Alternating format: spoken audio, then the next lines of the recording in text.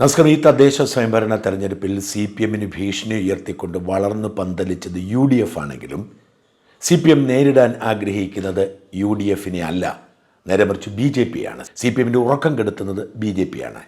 BJP പേടിയിൽ CPM-നെ എന്ത് ചെയ്യണം എന്നറിയാത്ത വിഷമം സംഭവിച്ചിരിക്കുന്നു. UDF-നെ തകർക്കാൻ ഏറ്റവും നല്ലത് നേരിട്ടുള്ള ആക്രമണമല്ല, നേരെ മറിച്ച് BJP-ക്ക് മേൽ നിയന്ത്രണം ഏർപ്പെടുത്തുന്നതാണെന്ന് CPM-ന് നല്ല ബോധ്യമുണ്ട്. കാരണം UDF ഒരു വിന്നിംഗ് പൊസിഷനിൽ എത്തിക്കഴിഞ്ഞാൽ സ്വാഭാവികമായും വിന്നബിലിറ്റി നഷ്ടപ്പെട്ട CPM-നെ ഹിന്ദു വോട്ടർമാർ പുറം കാലം കൊണ്ട് ചവിട്ടും. അവിടെ പകരം വളർന്നു വരുന്നത് BJP ആണ്. BJP-യെ എങ്ങനെയെങ്കിലും തടയുക എന്നത് തന്നെയാവണം ലക്ഷ്യം എന്ന് CPM തിരിച്ചറിയുന്നു. അതുകൊണ്ട് അവർ കൃത്യമായ അജണ്ട സൃഷ്ടിച്ചുകൊണ്ട് പെരുമാറുകയാണ്. ഇപ്പോൾ അവർക്ക് തൃശ്ശൂരിൽ ഒരു MP സ്ഥാനം കിട്ടിയത് CPM-ന്റെ ഉറക്കം കെടുത്തിയിരുന്നു. കാരണം വിന്നബിലിറ്റി BJP തെളിയിക്കുന്നു. അതിന് തുടർച്ചയാണ് തിരുവനന്തപുരം കോർപ്പറേഷൻ പിടിച്ചെടുത്തത്. BJP വളരെ തന്ത്രപൂർവ്വമായി ചില നേതാക്കളെ സൃഷ്ടിച്ചെടുത്താണ് പണി തരുന്നതെന്ന് അവർക്ക് ബോധ്യമായിട്ടുണ്ടായി.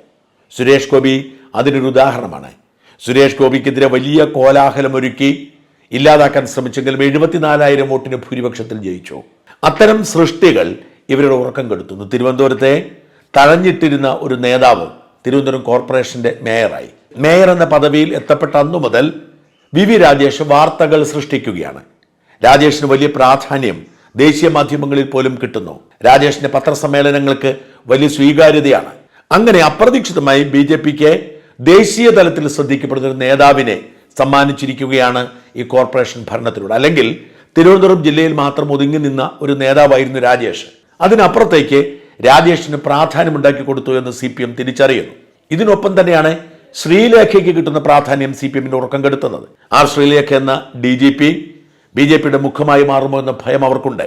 അതുകൊണ്ട് ഏതെങ്കിലും തരത്തിൽ ശ്രീലേഖയെ അപമാനിക്കാൻ പറ്റുന്ന അവസരമൊക്കെ ഉപയോഗിക്കണം എന്ന് CPM കണക്കിലാക്കുകയും അതിൻ്റെ ഭാഗമായി ഒരു തിരക്കഥ പോലെ രൂപീകരിച്ചതുമാണ് ശ്രീലേഖയെ അധിക്ഷേപിക്കുന്ന തരത്തിലുള്ള വാർത്ത.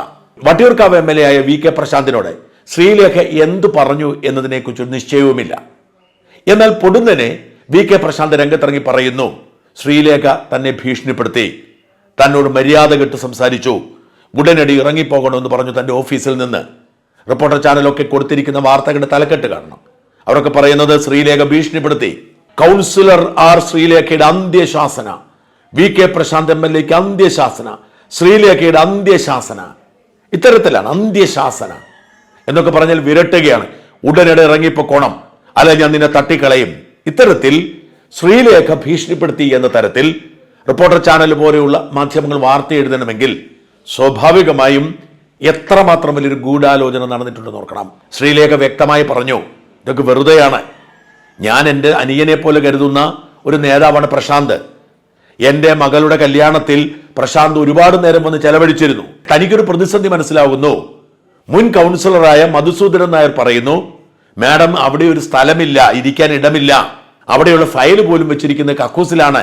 കാരണം കൗൺസിലർക്ക് അനുവദിച്ചിരുന്ന കോർപ്പറേഷന് കീഴിലുള്ള ഓഫീസ് സമുച്ചയം VK പ്രശാന്ത് കൈവശപ്പെടുത്തിയിരിക്കുന്നു. അപ്പൊ പെട്ടെന്ന് ശ്രീലേഖയ്ക്ക് തോന്നുന്നു, തന്നെ പരിചയക്കാരനാണല്ലോ, തനിക്ക് ഇടം വേണമല്ലോ, പ്രശാന്തിന് മാറാമല്ലോ, MLA ആണ്, ലക്ഷക്കണക്കിന് രൂപ ശമ്പളമുണ്ട്, മണ്ഡല അലവൻസ് ഉണ്ട്, ഓഫീസ് അലവൻസ് ഉണ്ട്, അതുകൊണ്ട് MLA-ക്ക് മാറാമല്ലോ. അതുകൊണ്ട് സൗഹൃദത്തോടുകൂടി ശ്രീലേഖ വിളിച്ചു ചോദിക്കുന്നു, എനിക്ക് ഇടമില്ല, അത് എങ്ങനെയെങ്കിലും ശരിയാക്കി തരണം. ശ്രീലേഖ ഇങ്ങനെയാണ് പറഞ്ഞത്. എൻ്റെ സഹോദര തുല്യനായിട്ടുള്ള ഒരു ആളാണ് ഇപ്പോഴത്തെ വട്ടിയൂർക്കാവ് MLA പ്രശാന്ത്.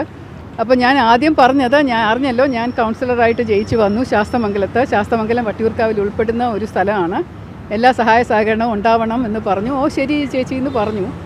അതിനുശേഷം ഞാൻ എനിക്കൊരു റിക്വസ്റ്റ് ഉണ്ട്, എനിക്കിരിക്കാനൊരു സ്ഥലമില്ല, അപ്പോൾ ആ ഒരു ഓഫീസ് പ്രശാന്ത് ഒന്ന് മാറിത്തരാൻ പറ്റുമോ, അതൊന്ന് പരിഗണിക്കണേ, അതെൻ്റെ ഒരു റിക്വസ്റ്റ് ആണ് എന്ന് പറഞ്ഞു. അപ്പോൾ അദ്ദേഹം പറഞ്ഞു, അത് ഇപ്രാവശ്യം ബുദ്ധിമുട്ടായിരിക്കും, ഇലക്ഷൻ കഴിയുന്നത് വരെ, അത് പത്രക്കാരോട് ഞാൻ എന്ത് പറയും എന്ന് ചോദിച്ചപ്പോൾ ഞാൻ പറഞ്ഞു, മേയറുടെ ഒരു സ്ഥാനം ഇരുന്നപ്പോൾ അതിന് ശേഷം എടുത്ത ഒരു ഓഫീസാണെന്നാണ് ഞാൻ അറിയുന്നത്.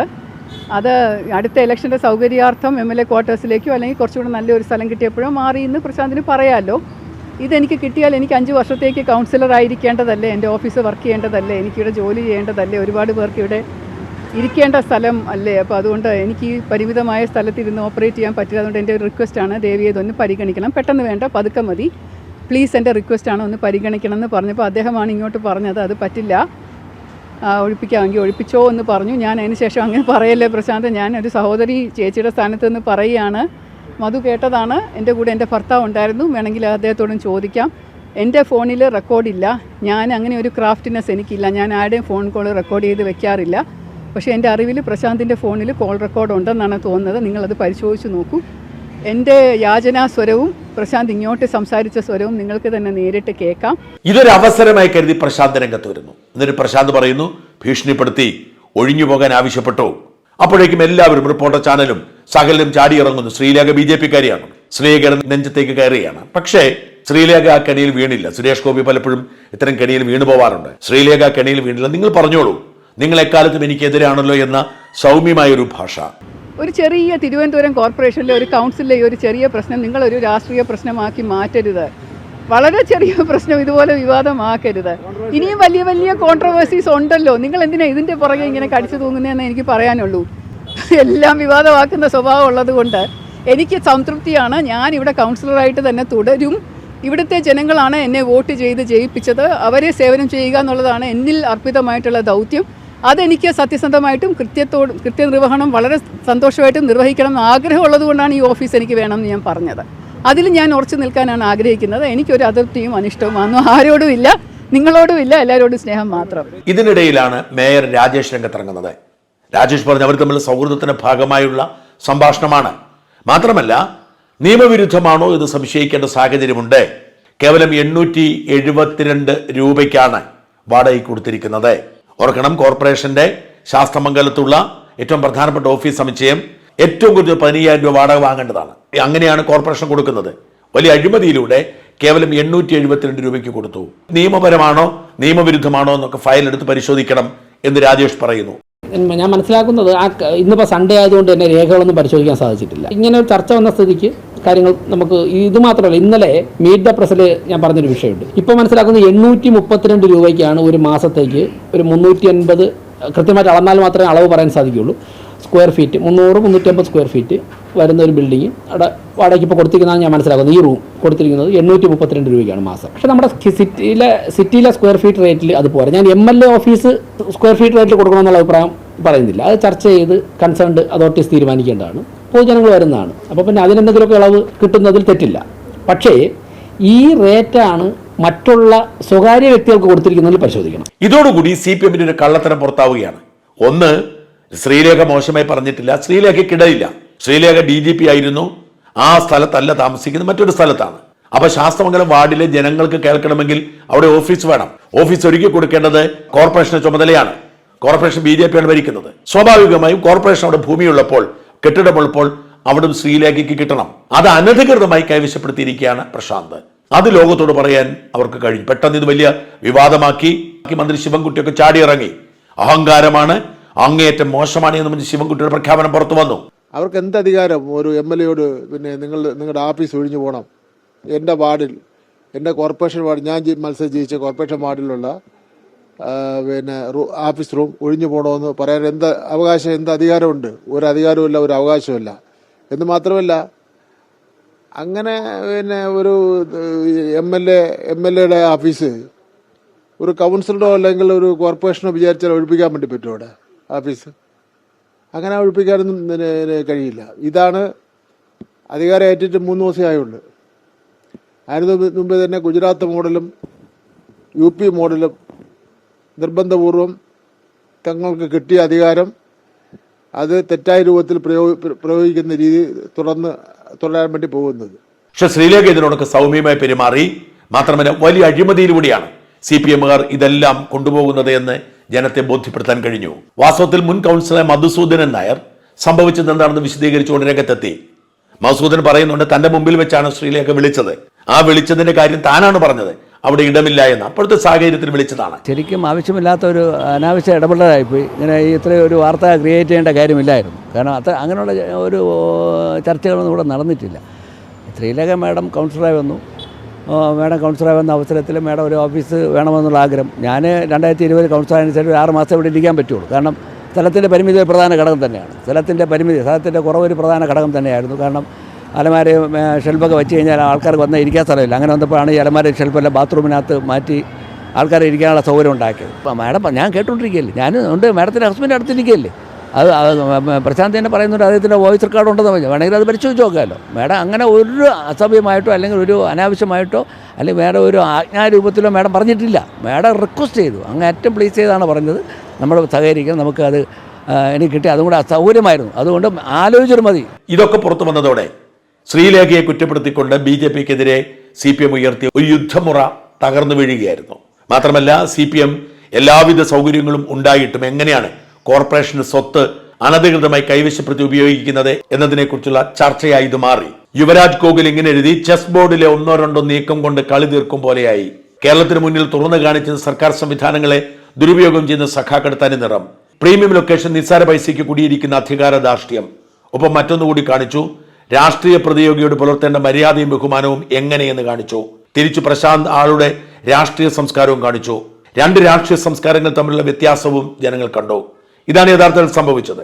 വലിയ വിധത്തിൽ CPMന്റെ ധാർഷ്ട്യവും അഴിമതിയും ചർച്ചയായി. കോർപ്പറേഷൻ കൗൺസിലർക്ക് ടോയ്ലറ്റിൽ ഫയൽ സൂക്ഷിക്കേണ്ട ചിത്രങ്ങൾ പുറത്തു വന്നു. ചോദ്യം ഇങ്ങനെ ഉണ്ടായി, കോർപ്പറേഷൻ കൗൺസിലർക്ക് ബാത്റൂമിലാണോ ഫയൽ വെക്കേണ്ടത്? ഇതിൽ തെറ്റ് ചെയ്തിരിക്കുന്ന പ്രശാന്താണ്. കഴിഞ്ഞ 5 വർഷവും ഒരു കൗൺസിലറെ ബാത്റൂമിൽ ഇരുത്തിയ ഇവനാണോ നീതിമാൻ? കേവലം 2 പേരുടെ ഇടയിൽ തീരേണ്ട വിഷയം മാധ്യമങ്ങളും പൊതുസമൂഹവും അറിഞ്ഞത് പ്രശാന്തിലൂടെയാണ്. 30,000-ഓളം രൂപ വാടകയ്ക്ക് കൊടുക്കേണ്ട കോർപ്പറേഷൻ കെട്ടിടത്തിന് 872 രൂപ വാടക കൊടുത്തത് ഇവൻ കളിപ്പിക്കുകയല്ലേ ചെയ്തിരിക്കുന്നത്.